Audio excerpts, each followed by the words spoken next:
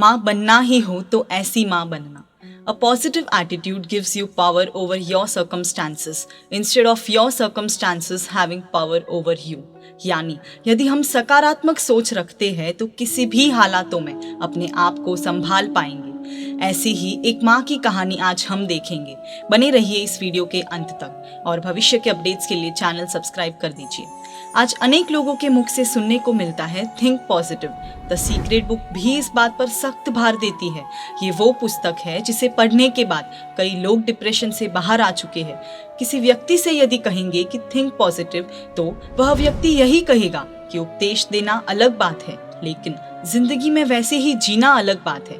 आज हम चेन्नई के एक बहन की हैरत अंगेज जिंदगी के कुछ एक अंश देखेंगे। द ईयर 2005, दक्षिण भारत की सुनामी। हजारों लोग बेघर हुए थे। दानवीरों ने अपनी शक्ति अनुसार दान की गंगा बहानी शुरू कर दी थी। अनेक जैन परिवारों ने भी गरीबों को सहाय करने का काम शुरू कर दिया था। एक दिन की बात है, चेन्नई के 2 जैन परिवारों ने निश्चय किया कि चेन्नई से 30 किलोमीटर दूर एन्नूर नामक स्थान है।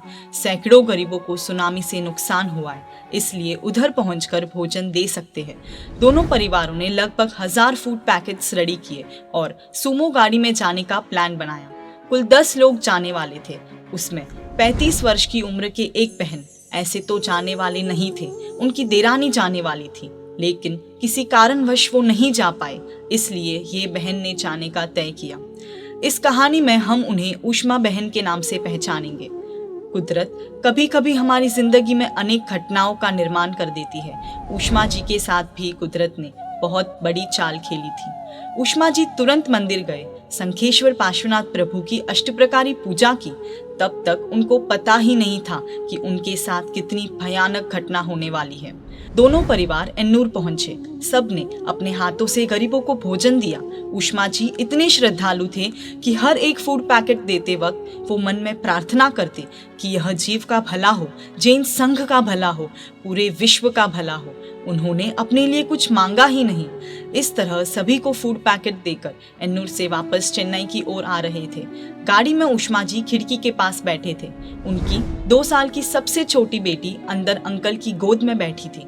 उसने जिद की कि मम्मी, मुझे आपकी गोद में बैठना है।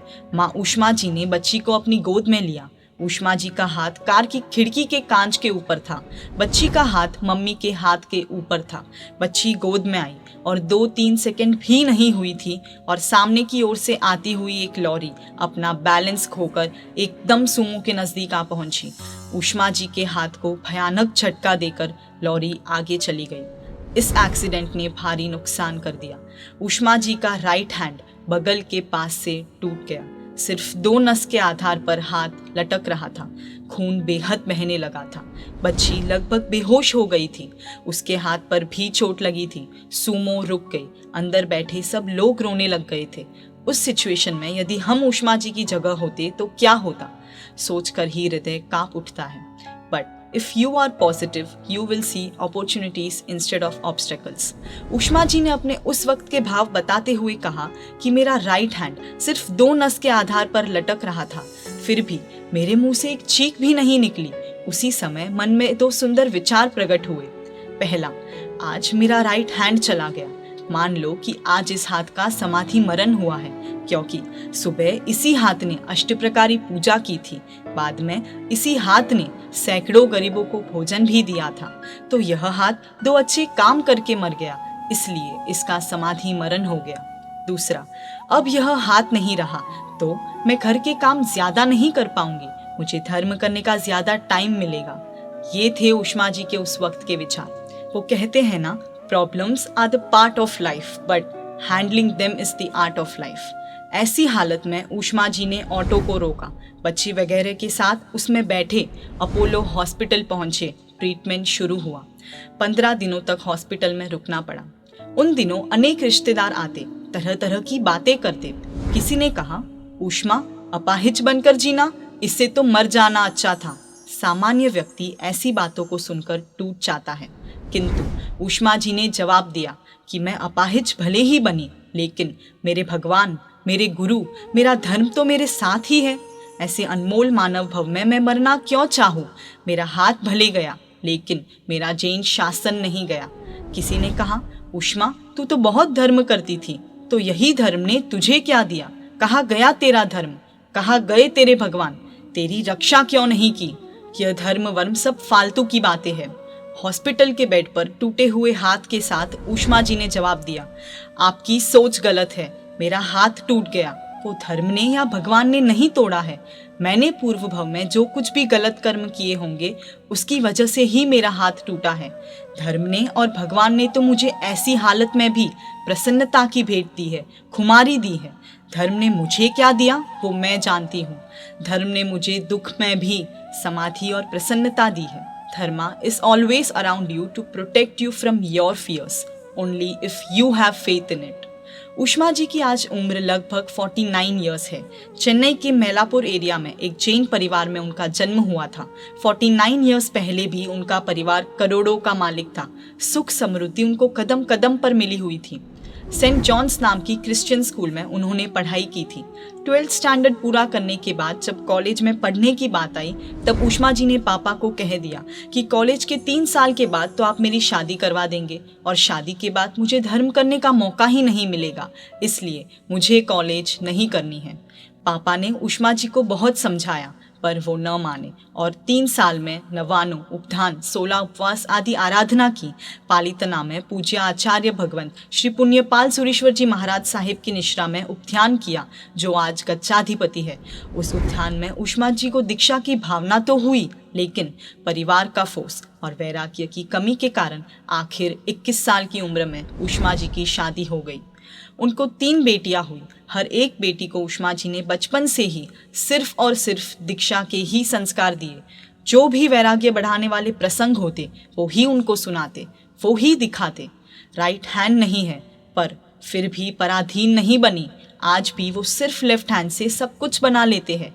रोटी, सब्जी, दाल, चावल, नाश्ता, मिठाई, सब कुछ। भिंडी जैसी अमुक सब्जियां वो नहीं बना सकते हैं, बाकी अनेक सब्जियां मिक्सर का उपयोग कर आसानी से बना लेते हैं।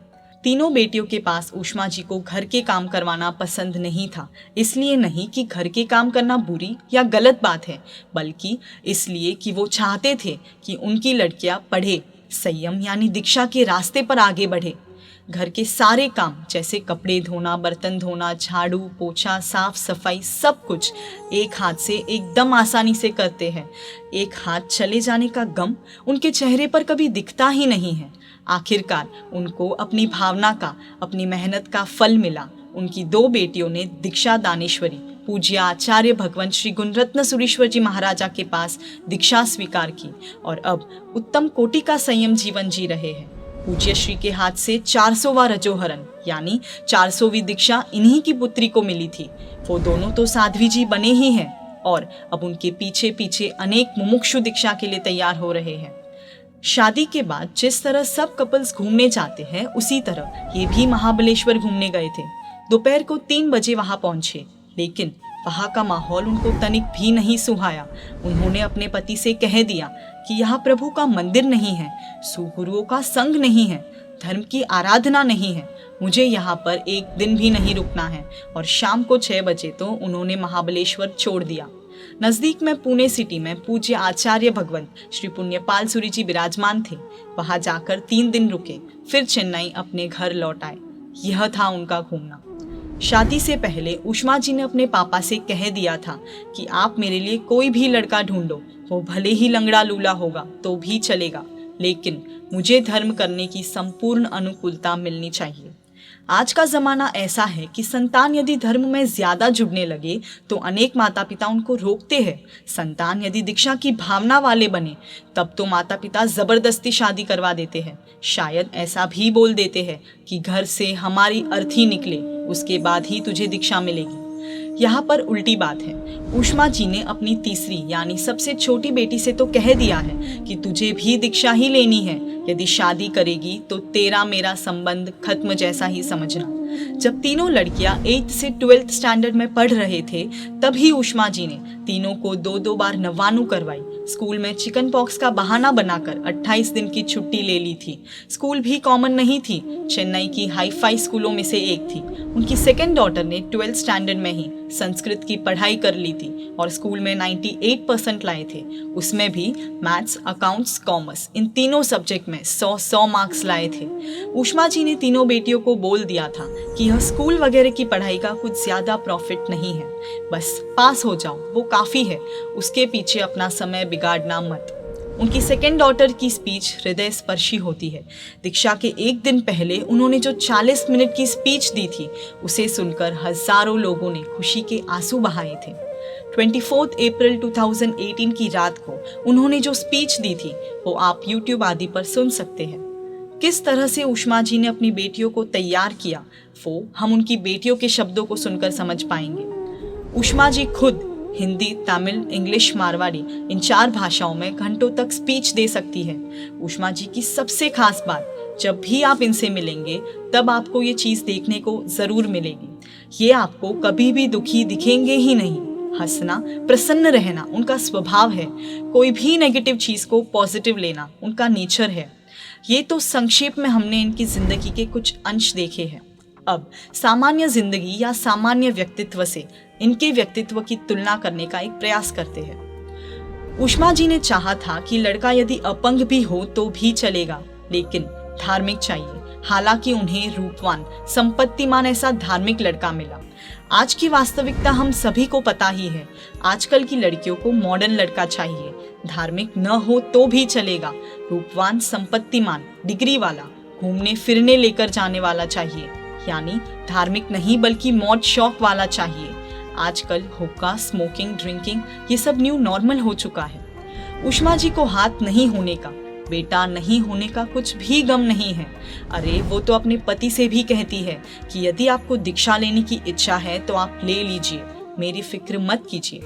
आज की लाखों स्त्रियों के पास दोनों हाथ है। किसी के पास एक बेटा है, किसी के पास 2 बेटे हैं, किसी के पास 3 बेटे भी है। फिर भी वो स्त्रियां गम का भंडार बनकर अपनी जिंदगी दुख में ही व्यतीत कर देते हैं। कुछ लोग डिप्रेशन में चले जाते हैं, कुछ लोगों की मानसिक हालत खराब हो जाती है, कुछ बहनें सुसाइड तक का भी सोच लेते हैं।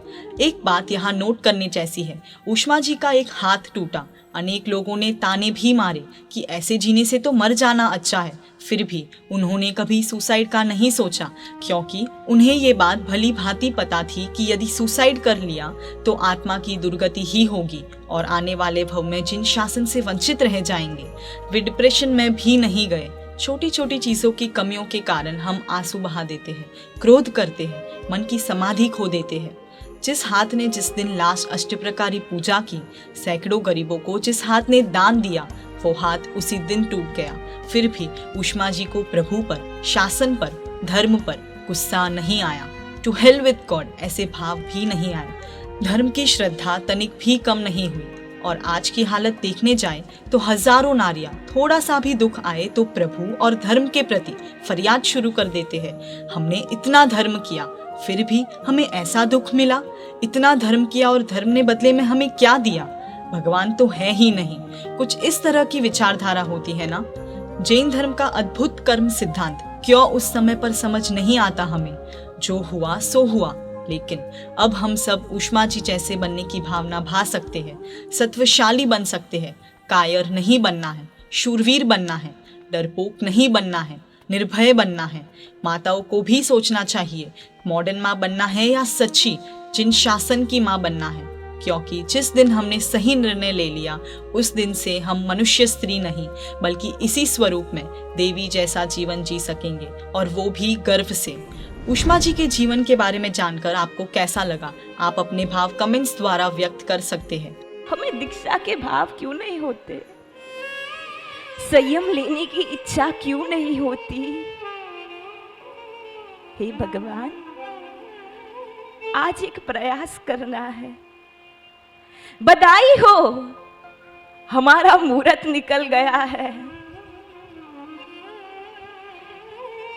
सज गए, संवर गए हो। जगह जगह पर हमारा वर्षिदान वरगोड़ा निकलता हो। भगवान यह एक स्वप्न ही देखना है, लेकिन यह स्वप्न भी कितना सुंदर जब मैं एक सच्चा जैन बन जाऊं, जब पूरी दुनिया मुझे नमो लोए सव्व साहुनम के द्वारा मस्तक वंदन करती हो। ऐसी ही इंस्पिरेशनल स्टोरीज भविष्य में हम देखने का प्रयास करते रहेंगे। जैन मीडिया पर ऐसे वीडियोस आते रहेंगे। देखने के लिए आपको Jain media YouTube channel subscribe कर नोटिफिकेशंस के लिए बेल आइकन प्रेस करना होगा। आप हमें फेसबुक और इंस्टाग्राम पर भी फॉलो कर सकते हैं। जिन आज्ञा विरुद्ध कुछ भी कहा हो तो मिच्छामि दुक्कडम। जय जिन शासन, जय महावीर।